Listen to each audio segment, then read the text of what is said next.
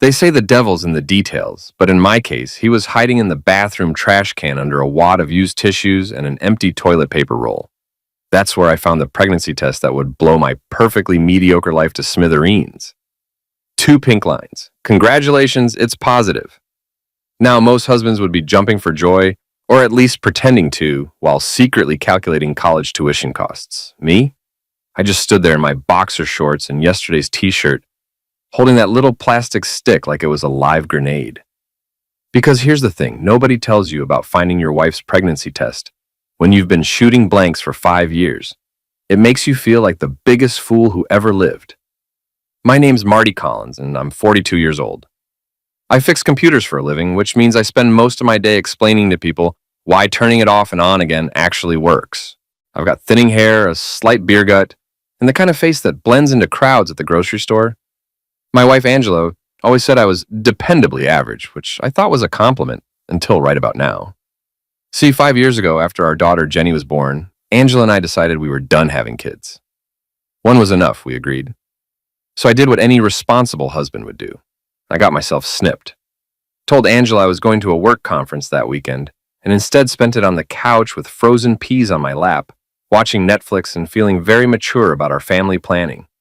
The thing is, I never told Angela about the vasectomy.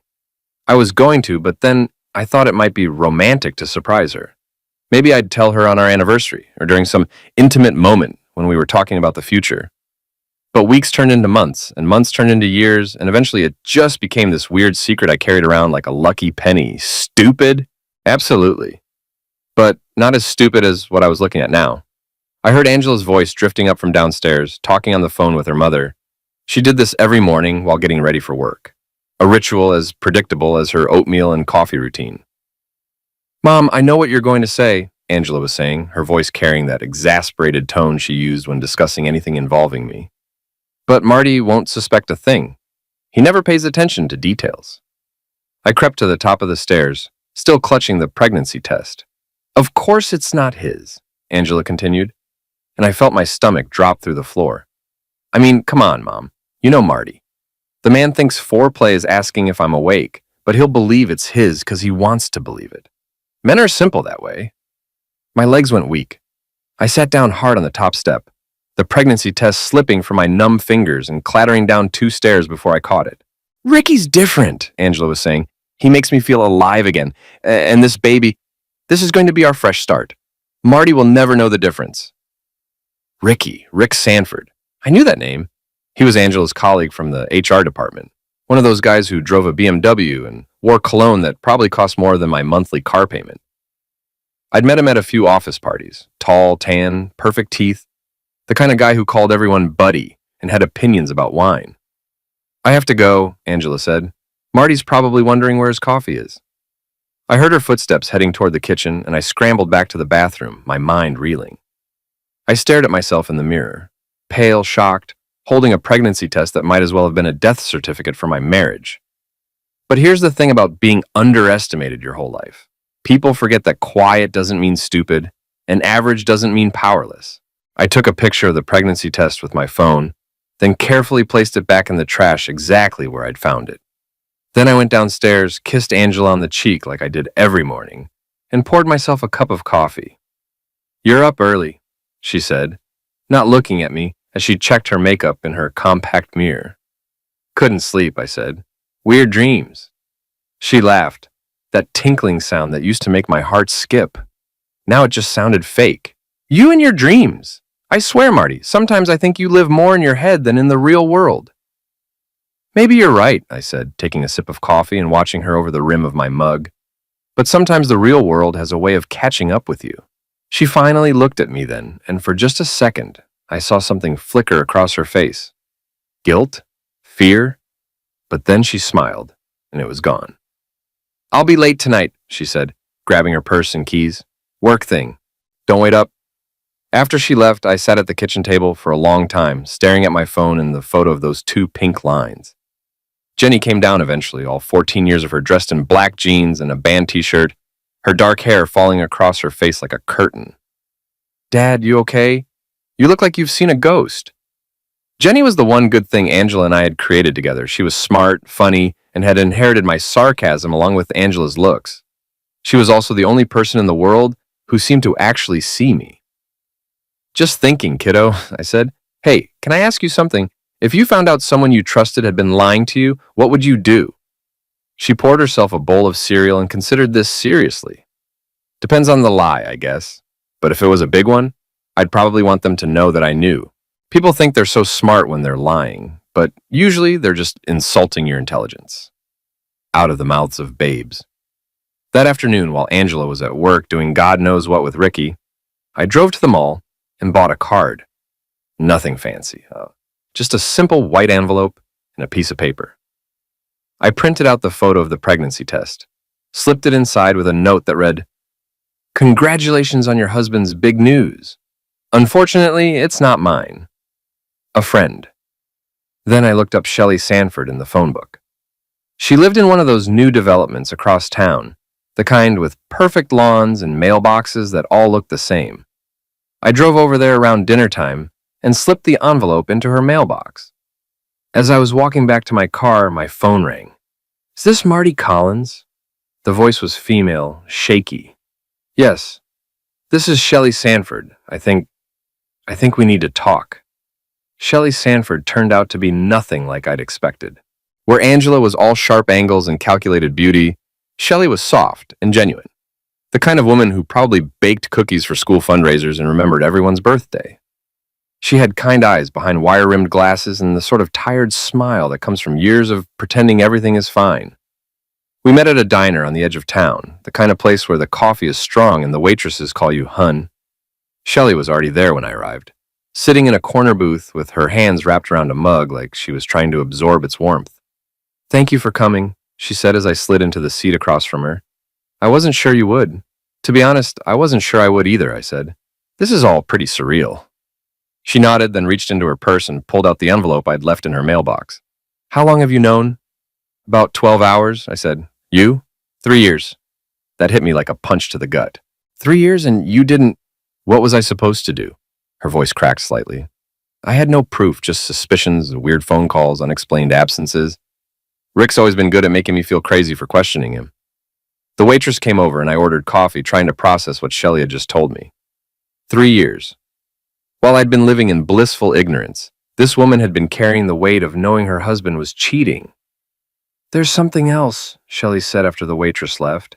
"It's not just your wife. There are others." "Others?" She pulled out her phone and showed me a screenshot of a group chat. The name at the top read Rick's Angels, and I felt sick just looking at it. "I found this on his iPad last month," Shelley explained. "There's Angela, obviously, but also Tara from their office, and someone named Jessica from his gym. They talk about him like he's some kind of prize they're sharing." I scrolled through the messages, each one making me feel smaller and more humiliated. Angela's messages were the worst. Casual jokes about boring husbands and real men who know what they want. There was even a message from just 2 weeks ago where she'd written, "Marty actually asked if I wanted to go on a date night. I told him I was washing my hair. LOL. "I'm sorry," Shelley said quietly. "I know this is hard to see." "Hard doesn't begin to cover it," I said, handing her phone back. "But I'm glad you showed me. Better to know the truth." We sat in silence for a moment. Two people who'd been made fools of by the people we'd trusted most. Then Shelley leaned forward, and I saw something new in her eyes, not just hurt, but determination. "What are you going to do?" she asked. "I don't know yet," I said. "What about you?" "I've been thinking about that for 3 years," she said. "And I think it's time Rick learned what it feels like to be humiliated." Over the next 2 hours, Shelley told me everything she knew. Rick's patterns, his favorite restaurants, his weekend golf games at the country club. She knew about his BMW that he washed every Sunday, his expensive watch collection, and his pathological need to be seen as successful and desirable. "He's playing in a charity golf tournament this weekend," she said. "Big corporate sponsors, lots of important people. He's been talking about it for months. And I think it would be a shame if something happened to embarrass him in front of all those people." I liked the way Shelley's mind worked. That Saturday, I showed up at Pinehurst Country Club wearing khakis and a polo shirt I'd borrowed from my neighbor Pete. I looked like every other middle-aged weekend golfer, which was exactly what I was going for. The charity tournament was in full swing, with foursomes scattered across the course and a small crowd of spectators following the more notable players. I found Rick on the seventh hole, lining up what looked like an important putt. He was everything I remembered: tall, tan, wearing clothes that probably cost more than my monthly salary. A small gallery of sponsors and country club members watched as he crouched behind his ball, studying the green with theatrical intensity. "Quiet, please," called one of the tournament officials. "Rick Sanford, putting for birdie." I waited until Rick was in his backswing, then called out in my most enthusiastic voice, "Go, Rick! Show them what you showed my wife." Rick's putter jerked sideways, sending the ball rolling well past the hole. The gallery turned to stare at me, confused murmurs rippling through the crowd. "Sorry," I called out, waving cheerfully. "I'm just so excited. Rick's been giving my wife private lessons, if you know what I mean." The murmurs got louder. Rick's face had gone bright red, and he was staring at me like he was trying to place where he knew me from. "Sir, please keep it down," the tournament official said. Of course," I said. But as Rick lined up his next putt, I couldn't help myself. "Angela's told me so much about your technique, Rick. She says you really know how to handle your equipment." This time, Rick's ball went flying off the green entirely, landing in a sand bunker. Several people in the gallery were now openly staring and whispering. I saw Rick say something to his playing partners, then start walking toward me. "Do I know you?" he asked, his voice tight with barely controlled anger. "Marty Collins," I said, extending my hand like we were old friends. "Angela's husband. She's told me so much about you." I watched the color drain from his face as the pieces clicked into place. Around us, the whispers were getting louder. Someone had pulled out their phone. "I think there's been a misunderstanding," Rick said carefully. "Oh, no misunderstanding," I said loudly enough for everyone to hear. "Angela's been very clear about your relationship. Very detailed, actually. She especially likes to talk about your stamina." Rick grabbed my arm and tried to pull me away from the crowd, but I planted my feet and smiled at the gallery. "Ladies and gentlemen, I'd like you to meet Rick Sanford, the man who's been teaching my wife about the finer points of the game. If you catch my drift." "Security!" Rick shouted, but the damage was already done. Phones were out, people were recording, and the whispers had turned into open conversation about what they'd just witnessed. I let security escort me off the course, waving goodbye to Rick as I went. "Tell Angela I said hi," I called out, "and congratulations on the baby." The video was on social media within an hour. By Sunday morning, it had been shared hundreds of times with captions like "golf tournament drama" and "awkward husband confrontation." Rick's perfect reputation was getting its first major dent. But that was just the beginning. Monday morning, I called in sick to work and drove to Angela's office building. I knew her routine. She always grabbed coffee from the lobby cafe before heading upstairs. I positioned myself at a table with a clear view of the elevators and waited. She showed up at 8:15, looking as polished and professional as always. But I could see the tension in her shoulders, the way she kept checking her phone. The golf course incident had definitely made its way back to her. I watched her order her usual, skinny vanilla latte with an extra shot, and then I made my move. "Angela," I called out, standing up from my table. What a coincidence. She turned, and I saw her face go through several emotions at once: surprise, guilt, anger, and finally calculation. "Marty," she said, forcing a smile. "What are you doing here?" "Oh, just thought I'd surprise you," I said, walking over to her. "Maybe take you to breakfast, talk about our future. You know, with the baby coming and all." Her hand instinctively went to her stomach, and I saw panic flicker across her face. Around us, other office workers were starting to notice our conversation. "I don't know what you mean," she said quietly. "The pregnancy test, Angela. The one in our bathroom trash can. Congratulations, by the way. I'm sure Rick is thrilled." The color drained from her face. Her coffee cup slipped from her fingers, hitting the floor with a splash that made everyone in the cafe turn to look. "We should talk about this at home," she whispered. "Should we?" I asked, pulling out my phone. "Because I have some interesting text messages here that suggest you'd rather talk to other people about our personal business." I held up the screenshot Shelley had sent me, the group chat with Rick's Angels clearly visible at the top. "Marty, please," Angela said, her voice cracking. "Please what? Please keep pretending I don't know my wife is pregnant with another man's baby. Please keep acting like I don't know about your little group chat where you all laugh about your stupid husbands." By now, half the lobby was watching us.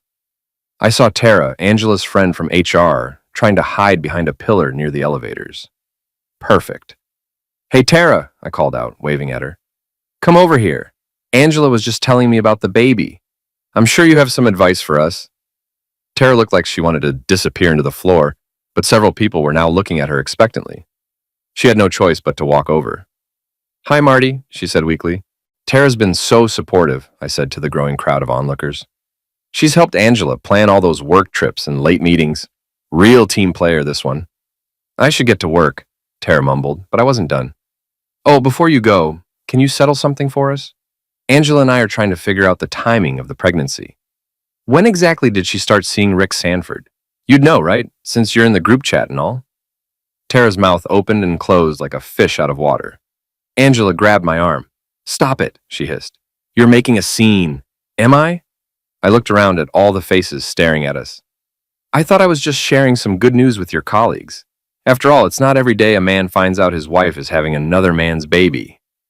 The lobby had gone completely silent except for the sound of coffee machines and whispered conversations. I could see people pulling out their phones, and I knew this would be all over the office within minutes. Angela's carefully constructed professional image was crumbling in real time, and we both knew it. I'll see you at home tonight, honey, I said, kissing her cheek while she stood frozen in shock. We have so much to talk about. As I walked toward the exit, I heard Tara trying to do damage control, her voice high and nervous. He's obviously having some kind of breakdown. You know how men get when they're stressed. But it was too late. The seed was planted, and in an office environment, gossip spreads faster than a computer virus. My phone buzzed with a text from Shelley. Rick came home furious about some incident at his golf tournament. He's been making angry phone calls all morning. I think your plan is working. I smiled as I got into my car. Oh, this was just getting started. The beautiful thing about destroying someone's reputation is that once you get the ball rolling, other people do most of the work for you. By Tuesday morning, Angela's office was buzzing with whispers about her crazy husband and his accusations. But whispers have a way of making people pay attention to things they might have otherwise ignored.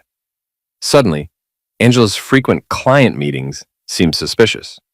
Her close friendship with Rick from HR raised eyebrows. The fact that she'd been taking a lot of personal calls and seemed stressed all the time started to make sense to her coworkers. I knew all this because Jenny had become my unwitting spy. At 14, she was old enough to pick up on the tension at home, but young enough that Angela still talked freely around her. Mom's been crying a lot, Jenny told me over breakfast Wednesday morning. She keeps getting phone calls that make her upset. And she asked me weird questions yesterday. What kind of questions? Like, did you ever hear Dad talking about medical procedures? Or did I know if you'd been to any doctors lately? It was weird. Angela was trying to figure out if I knew about my own vasectomy. The irony was delicious. Also, Jenny continued, she asked if I thought you'd been acting strange lately. I told her you seemed happier. Happier? Yeah, like you're not walking on eggshells anymore. It's nice. Out of the mouths of babes, indeed. That afternoon, I got a call from Shelley. Can you meet me at Rick's office? I have an idea, but I need backup. Rick worked at a high-end real estate firm downtown, the kind of place with marble floors and expensive art on the walls. Shelley was waiting for me in the parking lot, looking determined and slightly mischievous. What's the plan? I asked. Rick's showing a house to some very important clients this afternoon, she said. A tech executive and his wife looking for a $2 million property. Rick's been talking about this sale for weeks. It would be his biggest commission this year. And I happen to know the address. I also happen to have a key to Rick's car. She held up a BMW key fob, and I couldn't help but grin. Shelley, I'm starting to think you're a bad influence on me. Good.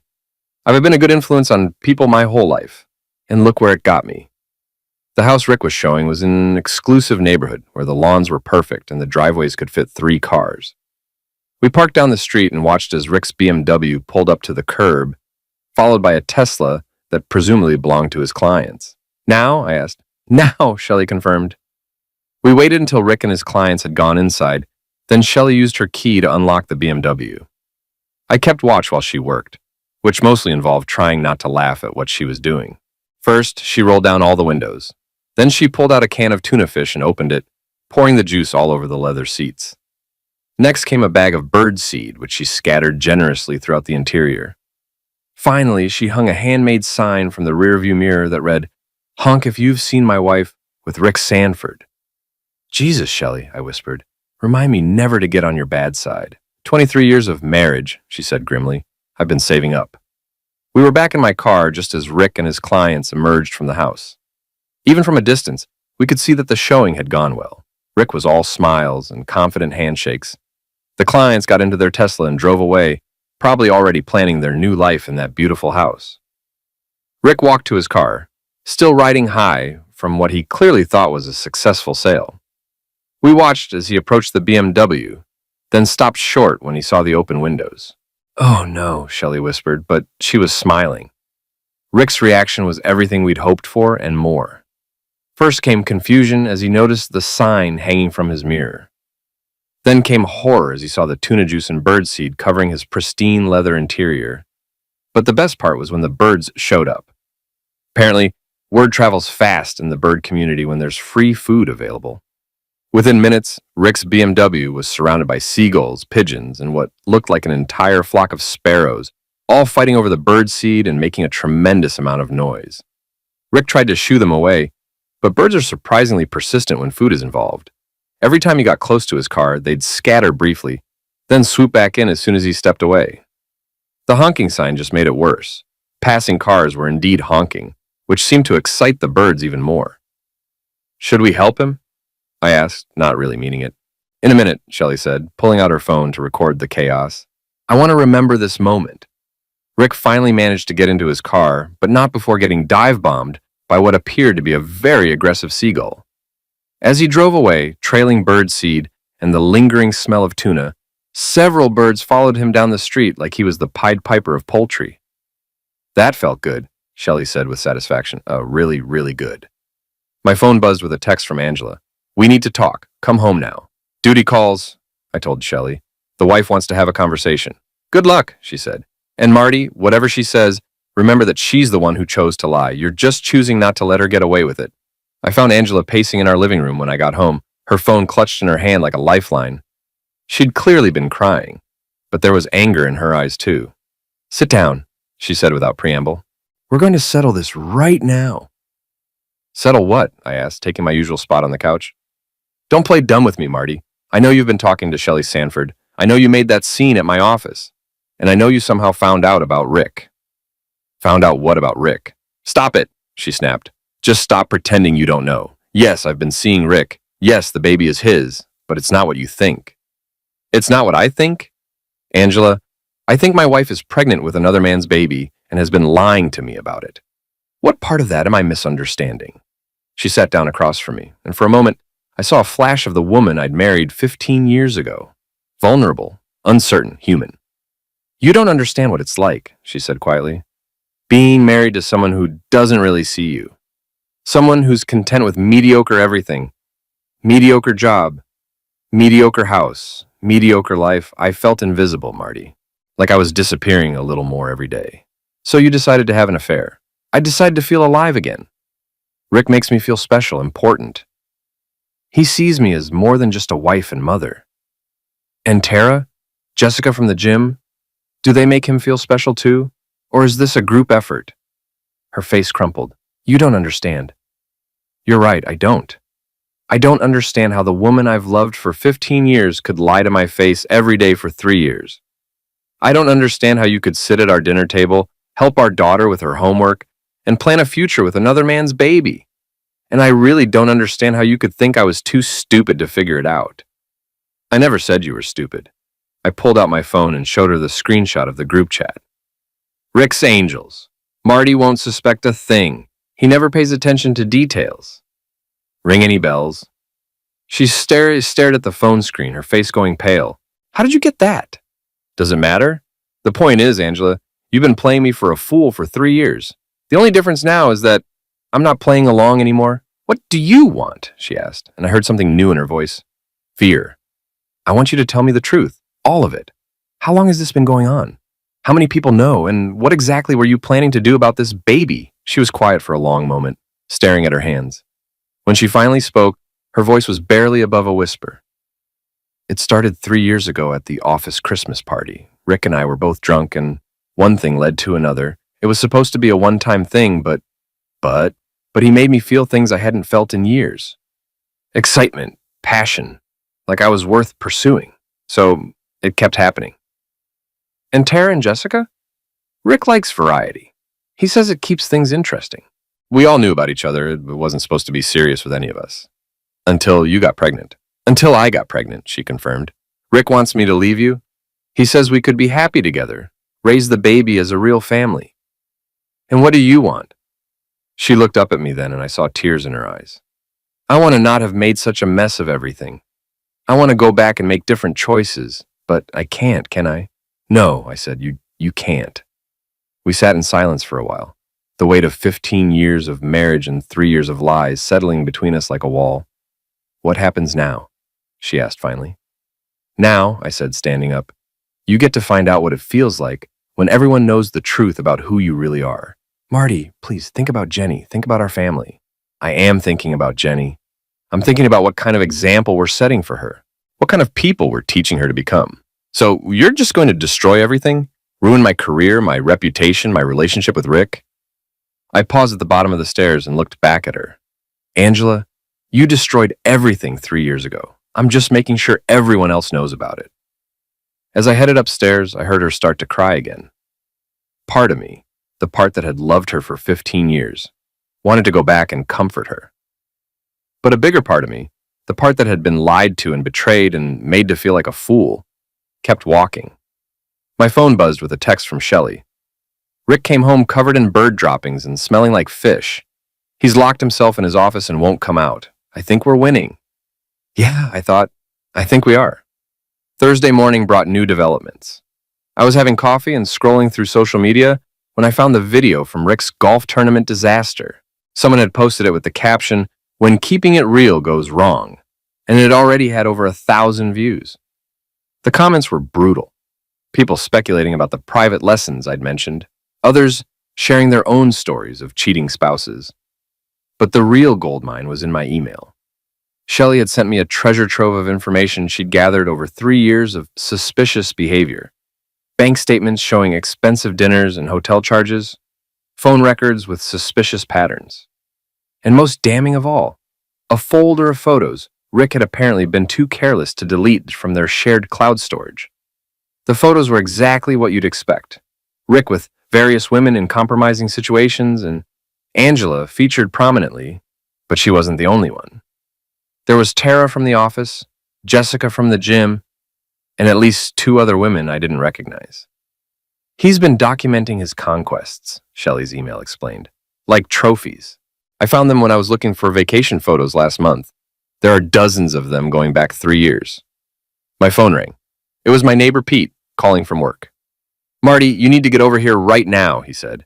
Angela's at my house talking to my wife, and she's saying some pretty serious stuff about you.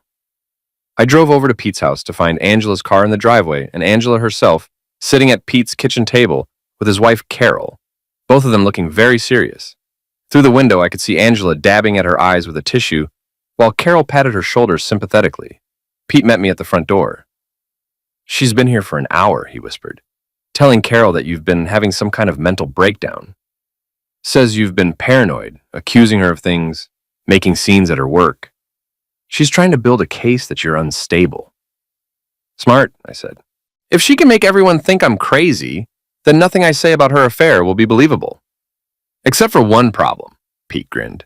Carol doesn't buy it. She's been watching you guys for years, and she told me just last week that Angela seemed like she was up to something. Women notice things, you know? We walked into the kitchen, and Angela looked up with red-rimmed eyes. Marty, she said, her voice shaky, I was just telling Carol about your episodes. Episodes? I asked, sitting down across from her. The paranoid accusations, the public outbursts, the way you've been following me and maltreating my coworkers. Carol, I'm worried about him. I think he might need professional help. Carol, who had known me for 8 years and had never seen me so much as raise my voice, looked skeptical. Angela, honey, are you sure there isn't some truth to what Marty's been saying? Truth? Angela's voice got higher. Carol, he accused me of having an affair in front of my entire office.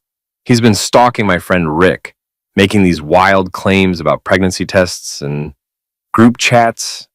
It's like he's living in some kind of paranoid fantasy. I pulled out my phone and set it on the table. Would you like to see the group chat, Carol?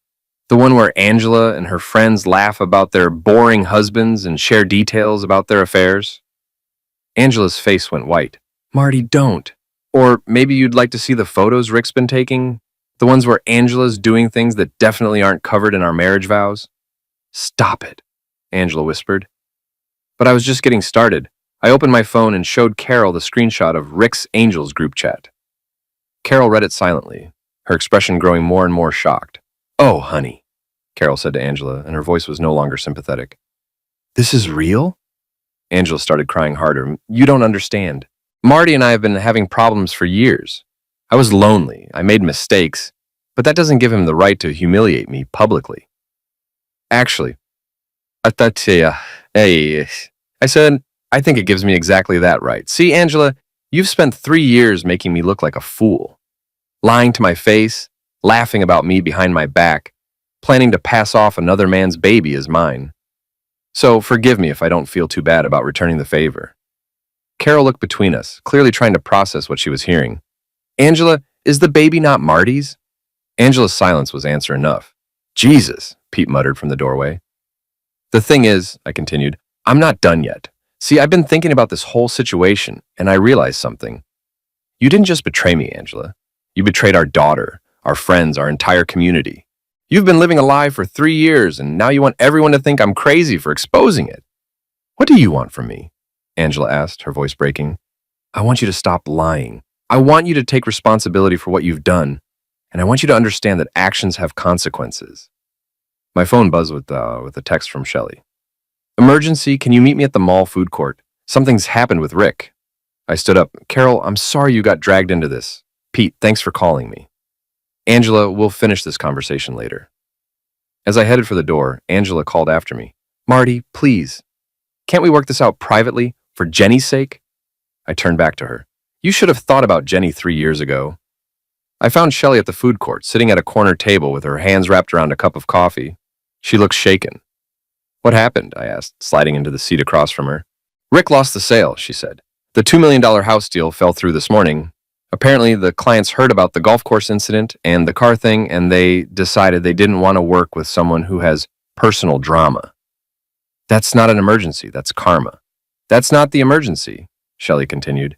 The emergency is that Rick figured out I was involved. He found the tuna can in our trash, and he's putting 2 and 2 together. He's furious, Marty. I've never seen him like this. What did he say? He said if I don't stop helping you, he'll make sure everyone knows what a vindictive, pathetic wife I am. He's threatening to tell people I'm mentally unstable, that I've been stalking him and his clients. I felt a surge of anger. He's trying to use Angela's playbook. It gets worse. He's also threatening to clean out our bank accounts and file for divorce, claiming I'm an unfit wife. He says he has evidence of my erratic behavior. What evidence? The car thing, apparently. He's claiming it was vandalism and that I'm dangerous. Shelley's voice was shaking. Marty, I could lose everything. My house, my savings, my reputation. Maybe I should just back off. I leaned forward. Shelley, look at me. Rick is panicking because his perfect little world is falling apart. He's making threats because that's all he has left. But here's the thing. We have actual evidence of his affairs. Photos, messages, bank records. All he has are accusations and bluster. But what if nothing? You've been letting him control you for 3 years because you were afraid of what would happen if you fought back.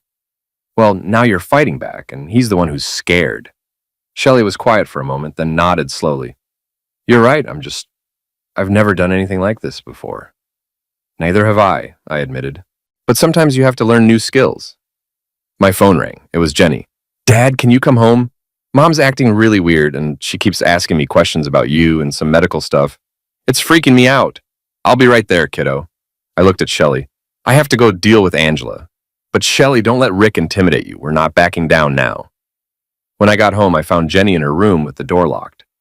Angela was pacing in the hallway outside, looking frantic.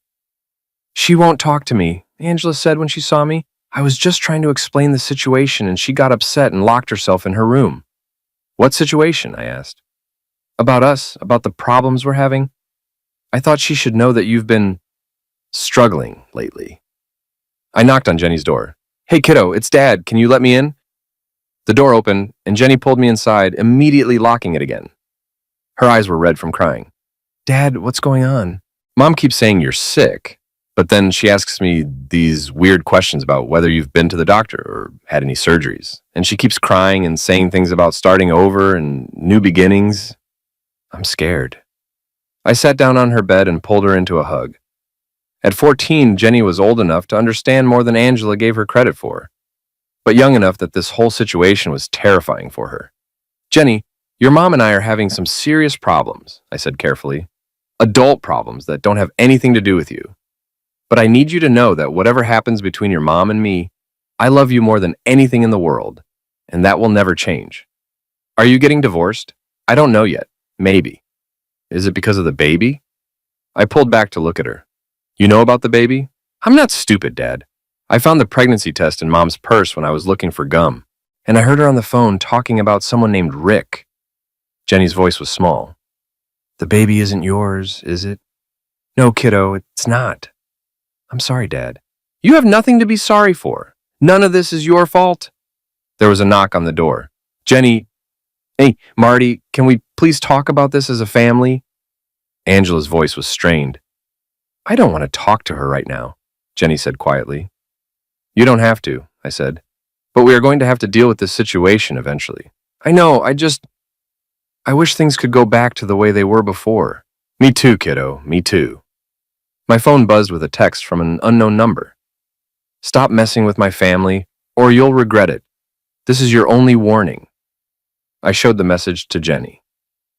Do you recognize this number? She shook her head, but I had a pretty good idea who it was from. Rick was escalating, which meant our plan was working. But it also meant things were about to get more dangerous. Another text came through, this one from Shelley. Rick just left the house with a suitcase. I think he's going to stay with one of his girlfriends. But before he left, he said something about taking care of the problem once and for all. I felt a chill run down my spine. This was no longer just about revenge or justice. This was about protecting the people I cared about. Jenny, I said, how would you feel about staying at your Aunt Lisa's house for a few days? Just until your mom and I sort some things out? You think something bad is going to happen? I think your mom and I need to have some very difficult conversations, and you shouldn't have to be in the middle of that. She nodded. Can I pack a bag? Pack it a bag. As Jenny gathered her things, I texted Lisa to explain the situation in the vaguest terms possible. Then I texted Shelley. We need to meet. Things are about to get complicated. Outside Jenny's room, I could hear Angela on the phone, her voice low and urgent. I caught fragments. Not going according to plan, and he knows too much. And need to do something before this gets worse? Yeah, I thought. Things are definitely about to get complicated. Friday morning started with a bang, literally. I was awakened at 6 a.m. by the sound of someone pounding on my front door like they were trying to break it down. I stumbled downstairs in my pajamas to find Rick Sanford standing on my porch, looking like he hadn't slept in days. We need to talk, he said when I opened the door. Do we? Because I was under the impression that you preferred to do your talking through my wife. Rick pushed past me into the house, and I got my first good look at him up close. The polished real estate agent facade was completely gone. His expensive clothes were wrinkled, his hair was disheveled, and he had the desperate look of a man whose carefully constructed world was crumbling around him. You think you're so smart? He said, turning to face me in my living room. You think you've got it all figured out? I think I've got enough figured out, I said. The question is, what are you going to do about it? I'm going to give you one chance to back off. Delete the photos, stop maltreating my wife, and keep your mouth shut about things that don't concern you. Things that don't concern me? Rick, you got my wife pregnant. I'd say that concerns me quite a bit. Angela was going to leave you anyway. She's been unhappy for years. I just gave her a reason to finally do something about it. And Tara? Jessica? The other women in your little collection? Were they all unhappy too? Or do you just like variety? Rick's face darkened. You don't know what you're messing with. Actually, I think I do. I'm messing with a middle-aged real estate agent who thinks he's God's gift to women, but is really just a pathetic man-child who can't commit to anything except his own ego. That hit home. Rick stepped closer, and for a moment I thought he might actually take a swing at me. But then, we both heard the sound of a car pulling into the driveway. It was Shelley, and she wasn't alone. Behind her was a police car. "What the hell?" Rick muttered, looking out the window. Shelley walked up to the front door with Officer Martinez, a cop I recognized from Jenny's school safety presentations. They looked serious. "Morning, Marty," Officer Martinez said when I opened the door. "We got a call about a domestic disturbance. Mrs. Sanford here says her husband has been making threats." Rick appeared behind me, his face pale. "Shelley, what are you doing?" "What I should have done 3 years ago," she said calmly. "Standing up for myself." She handed Officer Martinez a folder. "These are copies of threatening text messages my husband sent to Mr. Collins and to me. There's also evidence of maltreatment and stalking behavior." I looked at Shelley with new respect. She'd been busy. "Rick Sanford?" Officer Martinez asked. "I need you to step outside, sir." "This is ridiculous," Rick said. But he followed the officer onto the porch. "My wife is having some kind of breakdown. She's been acting erratically, vandalizing property and making false accusations." "Is that so?" Officer Martinez opened the folder Shelley had given him. "Because I'm looking at some pretty explicit text messages here. Stop messing with my family or you'll regret it. This is your only warning. I'll make sure everyone knows what a vindictive, pathetic wife you are." "These came from your phone number, Mr. Sanford." Rick's mouth opened and closed like a fish out of water. She was interfering in my personal life." "Your personal life that involves having an affair with this man's wife? That's not illegal." "No, but making threats is, and according to Mrs. Sanford, you've also been financially controlling, threatening to drain joint bank accounts and file false claims about her mental state." Shelley stepped forward. "Officer Martinez, I have documentation of my husband's affairs going back 3 years. Bank statements, hotel receipts, explicit photos he took without the knowledge of some of the women involved. I also have evidence that he's been systematically trying to isolate and control me." "Photos taken without consent?" Officer Martinez looked at Rick with new interest. "That could be a serious crime, Mr. Sanford."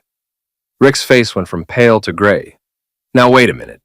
I think you need to come with me," Officer Martinez said. "We can sort this out at the station." As Rick was led away in handcuffs, Shelley turned to me with a smile that was equal parts satisfaction and relief. "How does it feel?" I asked. "Like I can breathe again for the first time in 3 years," she said. My phone buzzed with a text from Angela. "What have you done? Rick's been arrested and everyone at work is talking about it. This has gone too far." I showed the message to Shelley. "She's right about one thing. This has gone far, but not too far. We're just getting started." That afternoon, I got a call from Jenny's school. Apparently, Angela had shown up during lunch trying to pull Jenny out of class, claiming there was a family emergency. The school had refused because Angela wasn't following proper procedures and Jenny had asked to call me. "Dad," Jenny's voice was shaky when I got on the phone. "Mom's here and she's acting really weird. She keeps saying we need to go away for a while, that it's not safe here anymore." "Tell the office you're staying at school until I get there," I said. "Don't go anywhere with your mother right now." "Is she in trouble?" "Yeah, kiddo, I think she is." I found Angela in the school parking lot, sitting in her car with the engine running. When she saw me approaching, she rolled down the window. "Marty, we need to talk," she said. "This whole thing is getting out of hand." "Out of hand? Angela, you've been lying to me for 3 years. You're pregnant with another man's baby. Your boyfriend just got arrested for making threats. I'd say things are exactly as in hand as they should be. Rick didn't mean those threats. He's just scared. He should be scared. Actions have consequences." "What about Jenny? What about our daughter? Do you want her to grow up knowing her parents destroyed each other?" "I want her to grow up knowing that lies have consequences and that people who betray the ones they love don't get to just walk away without facing the truth." Angela started crying again. "Marty, please. I know I made mistakes, but we can fix this. We can go to counseling, work things out. I'll end things with Rick. We'll raise the baby together. No one else has to know." "Everyone already knows, Angela. Your office knows, our neighbors know, Rick's clients know. The whole town is talking about it. Because you made sure they would. No, because you made choices that led to this moment. I just decided to stop pretending those choices didn't happen." Through the school windows, I could see Jenny watching us from the office. She looked scared and confused, and I felt a surge of anger at Angela for putting her in this position. "You want to know what's going to happen next?" I said. "You're going to go home, pack your things, and figure out where you want to live. Because you're not staying in my house anymore. You can't kick me out. It's my house, too. Actually, I can. See, I've been doing some research, and it turns out that infidelity is still grounds for divorce in this state. It also affects things like alimony and property division, especially when there's as much evidence as we have. Angela's face went white. You wouldn't. Try me. I walked into the school to collect Jenny, leaving Angela sitting in her car. When we came back out 10 minutes later, she was gone. That evening, I got a call from Shelley. Rick made bail, she said, but his lawyer told him to stay away from both of us. Apparently, the photos on his phone are a bigger problem than he thought. Some of the women didn't know they were being photographed. That's good news for you. It gets better. Rick's boss called this afternoon. He's been fired. Apparently, having an employee arrested for maltreatment and possession of non-consensual intimate images isn't good for business. How are you holding up? Honestly, I feel like I've been carrying a 100-pound weight for 3 years and someone finally took it off my shoulders. I'm exhausted, but I'm also free. After I hung up, Jenny and I ordered pizza and sat on the couch watching Netflix. It was the most normal evening we'd had in weeks. Dad, Jenny said during a commercial break, are you okay with all this? I mean, really okay? I'm getting there, kiddo. It's hard when someone you trusted breaks that trust, but I'm learning that sometimes the only way to deal with a lie is to expose it to the light. Mom really messed up, didn't she? Yeah, she really did. Do you think she'll be okay? I thought about that for a moment. Angela had made her choices, and now she was living with the consequences. Part of me felt sorry for her, but a bigger part of me knew that she needed to face the reality of what she'd done. I think your mom is going to have to figure out who she wants to be now that everyone knows who she really is, I said finally. And us? Are we going to be okay? I pulled Jenny closer and kissed the top of her head. Yeah, kiddo. We're going to be just fine. My phone buzzed with a text from an unknown number. You think you've won, but this isn't over. You'll pay for what you've done to my family. I showed it to Jenny. Another threat from Rick? Probably. But you know what? Let him threaten. He's already lost his job, his reputation, and his freedom. What else can he do? As it turned out, I was about to find out. Saturday morning brought an unexpected visitor.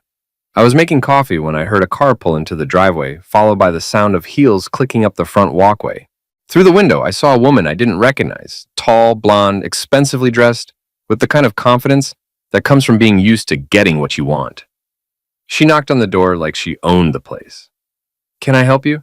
I asked when I opened it. You must be Marty, she said, extending a manicured hand. I'm Victoria Chen, Angela's attorney. We need to talk. I didn't shake her hand. Angela hired a lawyer? Angela hired the best lawyer. May I come in? Against my better judgment, I led her into the living room. Victoria Chen looked around like she was appraising the furniture, then sat down without being invited. Mr. Collins, my client is prepared to offer you a very generous settlement, she began. Full custody of your daughter, the house, most of the assets. All she asks in return is that you stop your maltreatment campaign and allow her to move on with her life. Maltreatment campaign? The public humiliation, the involvement of Mr. Sanford's wife, the social media posts, the deliberate destruction of her professional reputation. It needs to stop. I sat down across from her. Ms. Chen, your client has been having an affair for 3 years and is pregnant with another man's baby. I haven't maltreated anyone. I've simply stopped pretending I don't know the truth. The truth, as you call it, has been weaponized. You've systematically destroyed my client's life out of spite and revenge. Your client destroyed her own life when she decided to cheat on her husband and lie about it for 3 years. Victoria leaned forward. Mr. Collins, I'm going to be very direct with you. If you don't accept this settlement, we're prepared to file a countersuit claiming emotional misuse, maltreatment, and intentional infliction of emotional distress. We have witnesses who will testify that you've been unstable, paranoid, and vindictive. What witnesses? Your wife's friends, her co-workers, people who've seen your public outbursts. We can paint a very convincing picture of a man who became obsessed with destroying his wife when he discovered her affair. I laughed. Good luck with that. I have 3 years of evidence documenting Angela's lies and Rick's maltreatment. I have photos, text messages, bank records, and witnesses of my own. Evidence obtained through illegal surveillance and invasion of privacy. Evidence obtained by paying attention to my own life and accepting help from other people your clients have wronged. Victoria's smile was cold. Mr. Collins, you seem to think this is some kind of game where the righteous party wins in the end. Let me explain how this actually works. I have more money, better connections, and more experience than you do. I can drag this out for years, cost you everything you own, and destroy your reputation in the process. Or you can take the settlement and walk away with your dignity intact. My dignity? What little you have left. I stood up. Ms. Chen, you can tell your client that I'm not interested in her settlement. If she wants a fight, she can have one. But she's not going to buy her way out of the consequences of her actions. Victoria stood as well, smoothing her skirt. That's unfortunate. For you.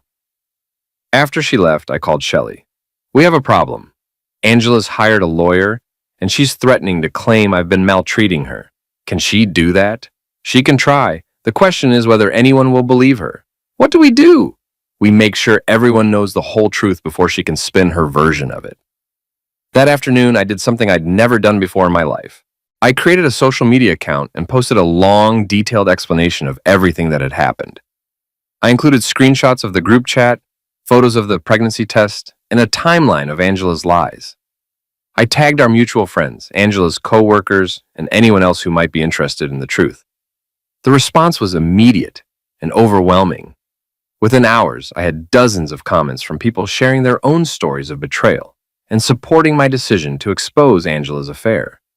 Several of Angela's coworkers reached out privately to share additional information about her behavior at the office. But the real bombshell came from an unexpected source. Jessica, one of the women from Rick's collection, sent me a private message. I saw your post about Rick and Angela. I think you should know that Rick has been recording his encounters with women without their consent. I found a hidden camera in his car after our last meeting. I have evidence, and I'm willing to testify. Within an hour, I had messages from 3 other women with similar stories. Rick hadn't just been having affairs. He'd been creating an illegal pornography collection. I forwarded all of this information to Officer Martinez, who called me back within minutes. Mr. Collins, this is much bigger than maltreatment charges now. We're looking at multiple felonies. Can you ask these women to come in and give formal statements? I can ask. And Mr. Collins, you might want to be careful. When men like Rick Sanford feel cornered, they sometimes do desperate things. That evening I was putting Jenny to bed when I heard a car in the driveway. Through the window, I saw Angela getting out of her car, but she wasn't alone. Rick was with her, and they were both heading for the front door. Jenny, go to your room and lock the door, I said quietly. Dad, what's wrong? Just do it, and call 911 if you hear anything that scares you. The pounding on the door started before Jenny had even made it upstairs. Angry, demanding, desperate. Marty! Angela's voice was shrill. Open this door right now. We need to talk. We have nothing to talk about, I called back. You destroyed everything. Rick's voice joined Angela's. My job, my marriage, my reputation. You think you can just ruin people's lives and walk away? I think people ruin their own lives, I replied. I just stopped helping you hide it. The pounding got louder. I heard Rick swearing, Angela crying, and what sounded like them trying to force the door. I called 911. 911, what's your emergency? This is Marty Collins. My estranged wife and her boyfriend are trying to break into my house. They're making threats and trying to force the door. Officers are on the way, sir. Stay on the line. The pounding stopped suddenly, and I heard urgent whispers. Then Angela's voice, calmer now, but still desperate. Marty, please. Just let us in. We can work this out. Rick's willing to leave town, start over somewhere else. I'll give you whatever you want in the divorce. Just please stop destroying us. You destroyed yourselves, I said. I just made sure everyone could see it. You don't understand. Rick's voice was pleading now. Those women, the photos, they're going to press charges. I could go to prison. My life is over. Maybe you should have thought about that before you started recording women without their consent. Silence. Then Angela's voice, small and broken. Marty, I'm pregnant. I'm scared. I don't know what to do. For a moment, I almost felt sorry for her. Almost. You should have been scared 3 years ago when you decided to cheat on your husband, I said. You should have been scared when you decided to lie about whose baby you're carrying. You should have been scared when you realized that actions have consequences. The police sirens were getting closer. Through the window, I could see Angela and Rick looking around frantically, realizing they were about to be caught. "This isn't over," Rick called out as they ran back to their car. "You think you've won, but this isn't over." But it was over.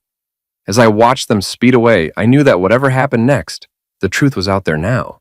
Angela's lies were exposed, Rick's crimes were being investigated, and I was finally free from the weight of pretending everything was fine. Officer Martinez arrived 5 minutes later. "They're gone?" "They're gone, but I recorded the whole thing on my phone." "Good. We'll need that for evidence." "Mr. Collins, I have some news. Rick Sanford has been formally charged with multiple felonies related to non-consensual recording and distribution of intimate images. He's also being investigated for maltreatment and stalking. It's very likely he'll be going to prison." "And Angela?" "As far as we know, she wasn't involved in the illegal recording, but she could face charges for the maltreatment and attempted breaking and entering tonight." Jenny came downstairs after the police left, looking shaken but relieved. "Is it over?" she asked. "Yeah, kiddo, I think it is." "What happens to Mom?" "Your mom is going to have to figure out how to live with the choices she made. But that's not our problem anymore." "And us?" I pulled her into a hug. "Us? We're going to be just fine." The next morning, I woke up to find my social media post had been shared thousands of times. Local news outlets were picking up the story, and Rick's arrest was making headlines. Angela's professional reputation was in ruins. Rick was facing serious prison time, and the truth was finally out there for everyone to see. My phone rang. It was Shelley. "Have you seen the news?" she asked. "I've seen it. Rick's lawyer called this morning. He's willing to give me everything in the divorce. The house, the cars, the savings, everything. If I agree not to press additional charges." "Are you going to take it?" "Every penny. I figure it's the least he owes me for 3 years of lies." "What about Angela? What about her? She made her choice when she decided to get involved with a married man. She can live with the consequences." After I hung up, I sat on my front porch with a cup of coffee and watched the neighborhood wake up. For the first time in 3 years, I felt like I could breathe. The weight of Angela's lies was gone, the pretense of a happy marriage was over, and I was free to build whatever came next. My phone buzzed with a text from Jenny. "Dad, I'm proud of you for standing up for yourself. Love you." I smiled and typed back, "Love you too, kiddo. Love you too." 3 months later, Angela moved across the country to live with her mother. Rick was sentenced to 4 years in prison. Shelley bought a small house near the beach and started taking art classes. And me, I learned that sometimes the only way to deal with people who think they're smarter than you is to prove them wrong. The divorce was finalized on a Tuesday. I kept the house, got full custody of Jenny, and walked away with my dignity intact. Angela got exactly what she deserved, the consequences of her choices. As I signed the final papers, I thought about Victoria Chen's threat that I would lose everything if I didn't take the settlement. She was wrong. I didn't lose everything. I lost a lying wife and gained my self-respect. I lost fake friends and gained real ones. I lost a life built on pretense and gained a life built on truth. And in the end, that seemed like a pretty good trade.